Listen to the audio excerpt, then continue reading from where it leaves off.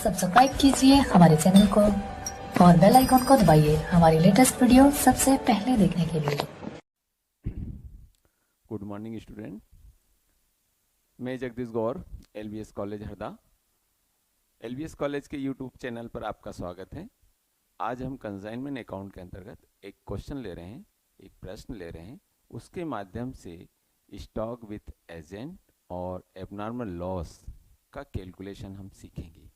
एक क्वेश्चन दिया हुआ है, ए ने बी को प्रेषण पर माल भेजा। जैसे कल मैं आपके लास्ट लेक्चर में जब ले रहा था उस समय मैंने एक एग्जाम्पल भी दिया था कि जैसे ए ने बी को यदि कोई माल भेजा है तो सारी इन्फॉर्मेशन उसमें दी रहेगी और सबसे पहले हम भेजने की एंट्री करेंगे किसकी पुस्तक में, general entry in the books of consignor. तो यहाँ पर ए ने बी को माल भेजा है तो ए आपका कंसाइनर है।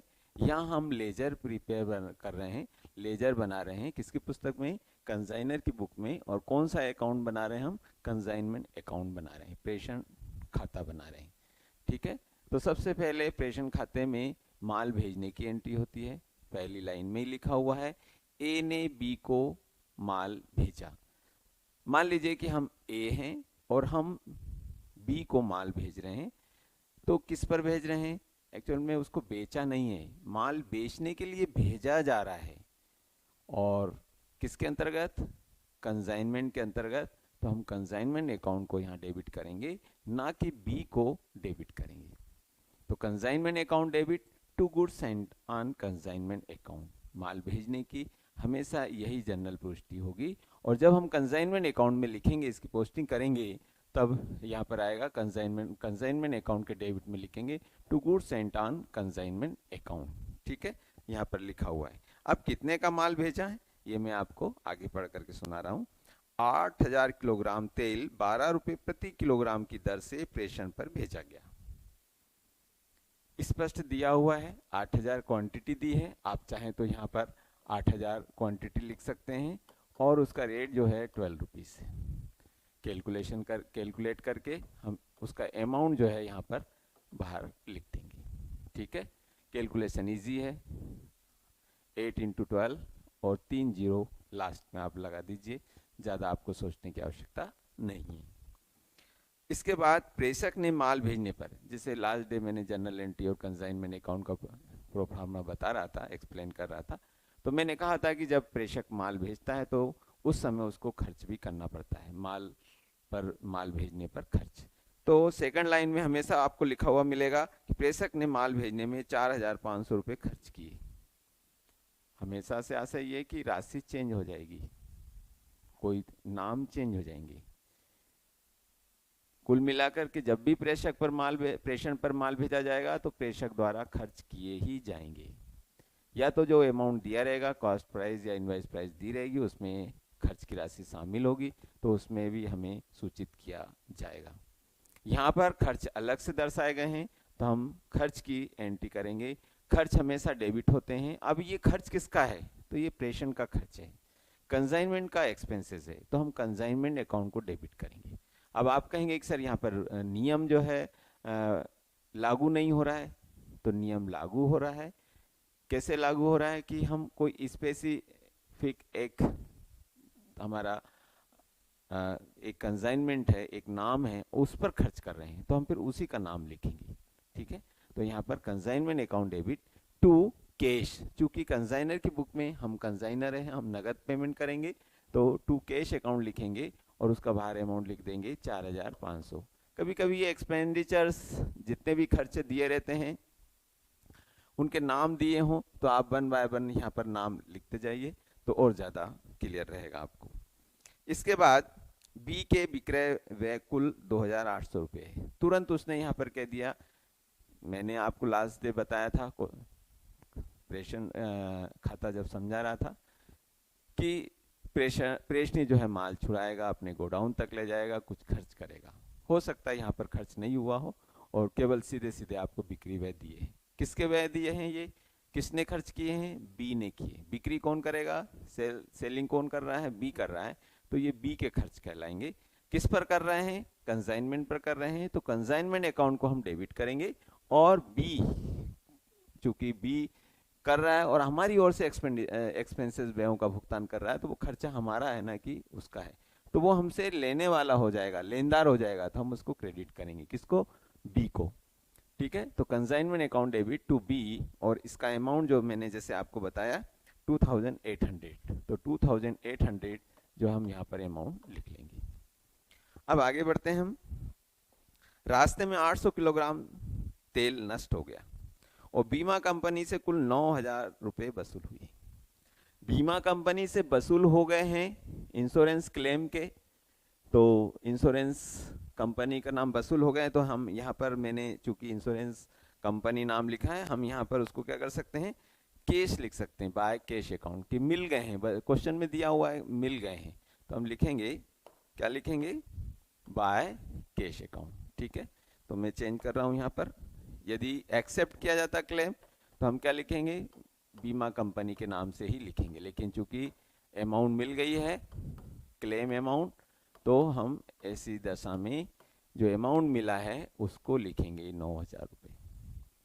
अब हम कैलकुलेशन करेंगे एबनॉर्मल लॉस का, तो बहुत एबनॉर्मल लॉस का कैलकुलेशन बहुत इजी है, उसको तुरंत कर लेते हैं ताकि हमको समझने में, प्रश्न को समझने में आसानी हो। तो अब आप देख रहे हैं यहाँ पर 8000 किलोग्राम जो तेल भेजा था और उसकी कुल कॉस्ट जो आ रही दी हुई है, ये इन दोनों को हम प्लस कर लेंगे, 96 प्लस एक्सपेंडिचर ऑफ कंसाइनर, दोनों को प्लस कर लेंगे, उसकी ये कॉस्ट कहलाएगी टोटल उसकी, तो 8000 किलोग्राम। ठीक है, कि जो केजी जो है इसकी कॉस्ट, टोटल कॉस्ट कितनी होगी, 96 प्लस 4500, मीन्स ये कितना हो गया आपका 1,05,000। ठीक है, इतनी हुआ ना। अब इसकी कॉस्ट इतनी है, तो हमें नष्ट कितना हुआ, 8000 की इतनी है, नष्ट कितना हुआ माल आपका रास्ते में, तो ये 800 किलोग्राम तेल जो है नष्ट हो गया है। ठीक है, तो हम क्या करेंगे, इसलिए 800 किलोग्राम की कॉस्ट आप कैलकुलेट कर लीजिए, तो क्या हो जाएगा यहाँ पर 1,500 इंटू 800 बाय 8000, इसको कैलकुलेशन कर लीजिए, आप कैलकुलेट कर लीजिए, तो 10,500 रुपये, 10,050 रुपये ये जो है क्या गए उसकी हानि, इतने की हानि हुई हमें। अब टोटल हानि, टोटल लॉस कितना है 10,050, अब एक्सेप्ट अमाउंट कितना है देखिए 9,000, तो एक्चुअल लॉस कितना हुआ, कितना हुआ 1,050 रुपीज, तो ये 1,050 को हम यहाँ पर लिख लेंगे। क्लियर हो गया, तो ये आपके एबनॉर्मल लॉस का कैलकुलेशन मैंने आपको समझाया। आप चाहें तो टोटल यहाँ पर कितना लिख सकते हैं, 10,050 लिख सकते हैं बाय एबनॉर्मल लॉस के नाम से, और जब हम एबनॉर्मल लॉस अकाउंट बनाएंगे तो फिर उसके क्रेडिट में, एबनॉर्मल लॉस के क्रेडिट में ये राशि जो है हम किस नाम से लिखेंगे, इसी नाम से, और डेबिट में लिखेंगे टू कंसाइनमेंट के नाम से, क्योंकि जनरल एंट्री क्या होगी, abnormal loss account debit to consignment. तो एबनॉर्मल लॉस अकाउंट यदि बनाते हैं तो उसके डेबिट में टोटल लॉस लिखना है आपको, कितना लिखना है कंसाइनमेंट के नाम से 10,050 रुपीज, और क्रेडिट साइड क्या लिखेंगे, इतना अमाउंट मिल गया है तो cash account debit to abnormal loss, और जो डिफरेंस अमाउंट है जो एक्सेप्ट नहीं हुआ, जो बीमा कंपनी नहीं दिया है, उसको हम प्रॉफिट एंड लॉस अकाउंट के, वो लॉस हो गया तो हम प्रॉफिट एंड लॉस अकाउंट के नाम से उसको लिखेंगे। तो ये जो है अकाउंटिंग मेथड है एबनॉर्मल लॉस के कैलकुलेशन तो यही होगा, उसके अकाउंटिंग की ये मेथड है। आप टू टाइप से जो है अकाउंटिंग या कंसाइनमेंट अकाउंट में एंट्री कर सकते हैं। ठीक है, दोनों ही सही हैं। यदि आप यहाँ पर एबनॉर्मल लॉस लिखते हैं तो फिर आपको एबनॉर्मल लॉस अकाउंट बना करके भी आपको बताना होगा। ठीक है, हम आगे बढ़ते हैं। अब इसके बाद 6,000 किलोग्राम तेल 16 रुपये प्रति किलोग्राम की दर से बेच दिया। किसने बेचा है, कंसाइनी ने बेचा है। तो consignee is a debtor for our, हमारे लिए कंसाइनी जो है क्या है, देनदार है। तो देनदारों के खाते क्या होते हैं, हमेशा डेबिट होते हैं। तो हमने बी को डेबिट कर दिया, और कौन सा अमाउंट देना है उसको, कंसाइनमेंट वाला अमाउंट देना, कंसाइनमेंट की बिक्री जो हुई है उसको देना है। तो किस हिसाब से उसने बेचा, तो 6000 जो है किलो तेल उसने जो है केजी किस हिसाब से बेचा है, 16 रुपए के हिसाब से, है ना। कितना बेचा है, 16, 6000 है, इसको 6000 कर लीजिए, तो 16 छंग 96, ठीक है। 96,000 रुपए में उसके माल की बिक्री हुई है, तेल की बिक्री हुई है। अब आप यहाँ पर देखिए, यहाँ पर 800 किलोग्राम जो है केजी जो है रास्ते में नष्ट हो गया था, उसका हमने कैलकुलेशन किया। तो यहाँ पर मैंने यहाँ पर स्पष्ट लिखा है 8000 किलोग्राम सेंड किया था, 6000 रुपये, 800 तो या 6000 ये समझ लीजिए कि बेच दिया, उसने बेच दिया है, तो बचा कितना, 2000। 2000 में से 800 किलोग्राम जो है रास्ते में नष्ट हो गया, तो बचा कितना, बचा होगा उसके पास 1200 बचा होगा, कितना, 1200 किलोग्राम। लेकिन वो कह रहा है आगे कि विक्रय पर 5% का, एक लाइन बीच में जुड़ गई है, हम इसको पहले से समझ लेते हैं। विक्रय पर 5% कमीशन दिया जाता है, सिंपल सी बात है, ये सेल्स है, इसका 5%, तो ये कमीशन हो जाएगा। 5% कितना होगा, 10% हम देखें तो 9600 होगा, तो इसका आधा 5% होगा, तो आप इसका कैलकुलेशन कर लीजिए, 2/16, ठीक है, 48 दूनी 96 ये होता है, तो ये उसका कमीशन हो गया। बी के पास रहतिया 1100 किलोग्राम बच गया है, कितना बच गया है, 1100 किलोग्राम, तो इसकी हमको कैलकुलेशन करनी पड़ेगी। इसको कहेंगे स्टॉक विथ एजेंट। एजेंट के पास जो माल बिकने से शेष रह गया है वो कितना है, 1100 किलोग्राम है। अब इसका हमको कैलकुलेशन आपको हमें करना होगा। अब यहाँ पर देखिए 8000 यहाँ पर भेजा था, जितना डेबिट उतना क्रेडिट साइड भी होना चाहिए, तो 6000 एक 7000, 7900 हो रहा है, और यहाँ पर है 8000 किलोग्राम, तो 100 किलोग्राम की जो हानि हुई है वो नॉर्मल लॉस है, सामान्य हानि है। वैसे आपको प्रश्न में दी हुई है, उसने कहा कि साधारण हानि 100 किलोग्राम की आकी गई है। यदि वो ऐसा लिखा हुआ नहीं देता तो भी हम इस तरीके से 100 किलोग्राम हम नॉर्मल लॉस कैलकुलेट कर लेंगे। अब जब हम क्लोजिंग स्टॉक की कैलकुलेशन करेंगे तो सबसे पहले जो हानि हुई है उसको हम माइनस करेंगे, क्योंकि वो रास्ते में नष्ट हुई है, उसकी लागत हम माइनस कर देंगे। तो कुल जो माल भेजा था वो यहाँ पर लिख लेते हैं अपन, कैलकुलेशन ऑफ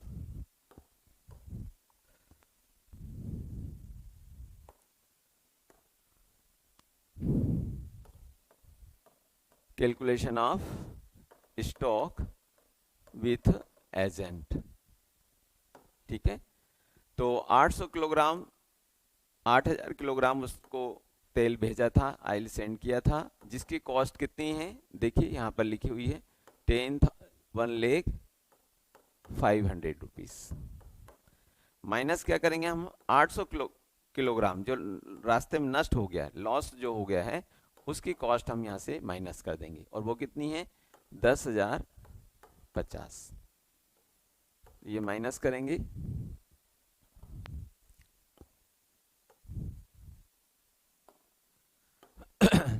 यहाँ पर 54 और ये आपका 90, ठीक है। तो ये कितने की कॉस्ट आई, यहाँ पर लिख लीजिए आप, 7200 kg की कॉस्ट ये है, ठीक है। अब इसमें से हम क्या करेंगे, जो नॉर्मल लॉस हुआ है 100 kg नॉर्मल लॉस, इसको हम यहाँ से माइनस कर देंगे, उसकी कॉस्ट कुछ रहेगी क्या, नहीं।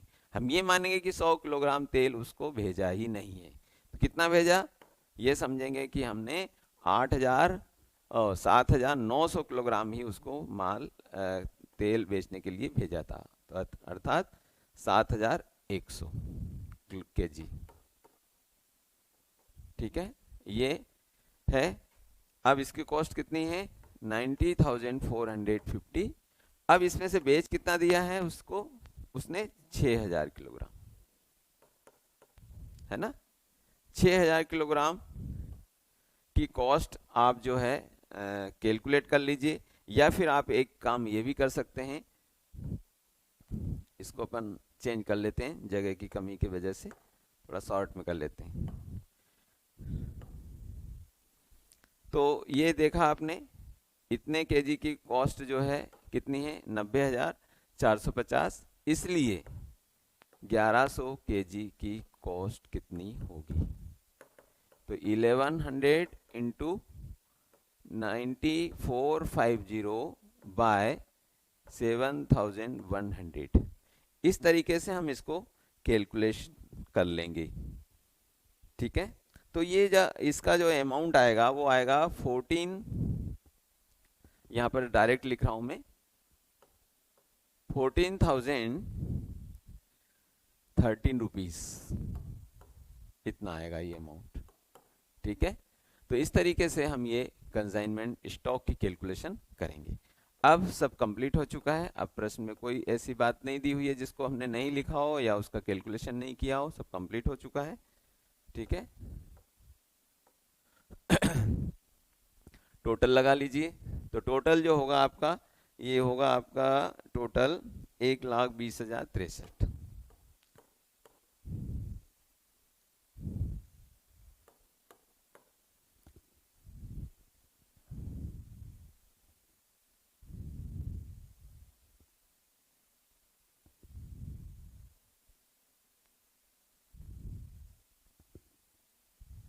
ठीक है, तो 1,20,063 यहाँ पर ले आएंगे और यहाँ पर लिखेंगे to profit and loss account. आर क्या लिखते हैं आजकल, statement of profit and loss account. ठीक है, और ये अमाउंट जो आएगा आपका 96, ये माइनस कर देंगे इसमें से, तो ये प्रॉफिट जो होगा आपका 11,963 होगा। कितना होगा, 11,963। चेक कर लीजिए, टोटल बराबर आना चाहिए।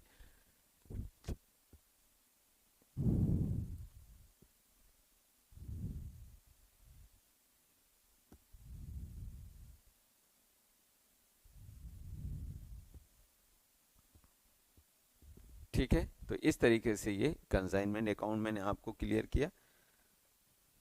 Goods and on consignment account और बनेगा, तो कल मैंने आपको स्पेसिमेन बताया था फर्स्ट, इसके जो सेकंड लेक्चर था उसमें।